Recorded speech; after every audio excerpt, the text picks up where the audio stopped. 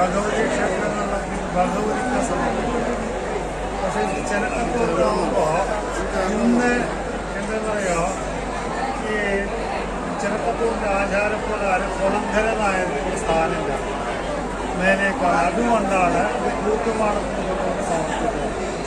മറ്റത് ബാക്കിയുള്ള ക്ഷേത്രങ്ങളിലൊക്കെ ഈ കൂട്ടുകലാകാരന്മാർ മറ്റേ ഈ ശ്രീരാമ പട്ടാഭിഷേകം കഴിഞ്ഞാൽ ഈ രാമശരം കൊണ്ടുപോയി ഭഗവതിക്ക് സമർപ്പിക്കും.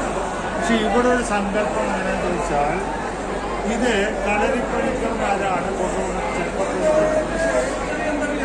അതായത് കളരിയുമായിട്ട് ബന്ധപ്പെട്ടതാണ് ഈ രാമരാവണ യുദ്ധം എന്നാണ് സങ്കല്പം. അത് പാലക്കാട് പഴയ കാലത്ത് കൂട്ടുകലാകാരന്മാർ ഈ കൂട്ട് തുടങ്ങുന്ന ദിവസം തന്നെ പാലക്കാട് കളരിയിൽ തൊഴിൽ വളർന്ന ഒരു നിയമമുണ്ട്. അവരാണ് ശരം കൊണ്ടത്. ഈ പഴയ കാലത്ത് ആര്യങ്കാവിലും ഈ ചടങ്ങുണ്ടായിരുന്നു. അവിടെ ശരം കൊണ്ടുവന്ന് തങ്കമ്മ ഈ രാമശരം കൊണ്ടുവന്ന കളരിപ്പണികൾക്കാണ് അവകാശം. ഈ കളരിയുമായിട്ട്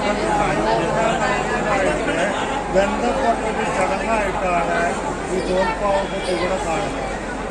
അതിൻ്റെ ലക്ഷണമാണ് ഇതാണ് ഈ രാമശരം എന്ന് പറയുന്നത്, അല്ലെങ്കിൽ ശരക്കോളെന്ന് പറയുന്നത്. ഇതിപ്പോൾ ആ കുടുംബത്തിലത്തെ പെട്ടതാണ്. പാലപ്പുറക്കാട് ഇവരെ കൊണ്ടുവന്നത് വേറെയാണ്. അതായത് കവളപ്പാറ മൂപ്പന്നാൽ ആനയ്ക്ക് സൂത്രമുള്ള സമയത്ത് അത് ചികിത്സിക്കാൻ വേണ്ടിയിട്ട് മറ്റേ കടത്തനാട്ടിൽ നിന്ന് 2 വൈദ്യന്മാരെ കൊണ്ടുവന്നു. അതായത് പാലപ്പുറത്തെ ശ്രീകുറുമ്പക്കാരൻ തന്നെ, അതായത് വൈരാഗ്യ എന്ന് പറഞ്ഞിട്ടുള്ള ഒരു താമസനാണ്. വൈരാഗ്യ താമസനാണ്. അദ്ദേഹത്തിൻ്റെ മറ്റേ ഈ പ്രതിഷ്ഠ അല്ലെങ്കിൽ അദ്ദേഹത്തിന് ശവകുടീരം ശ്രീകുറുമ്പക്കാരുണ്ട്.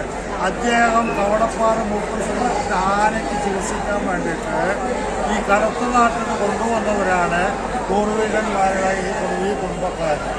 അങ്ങനെ പാലപ്പുറത്ത് കൊണ്ടുവന്ന് താമസിപ്പിച്ചത് ഈ മൂപ്പൻ സ്വരൂപത്തിൻ്റെ ആൾക്കാരാണ്.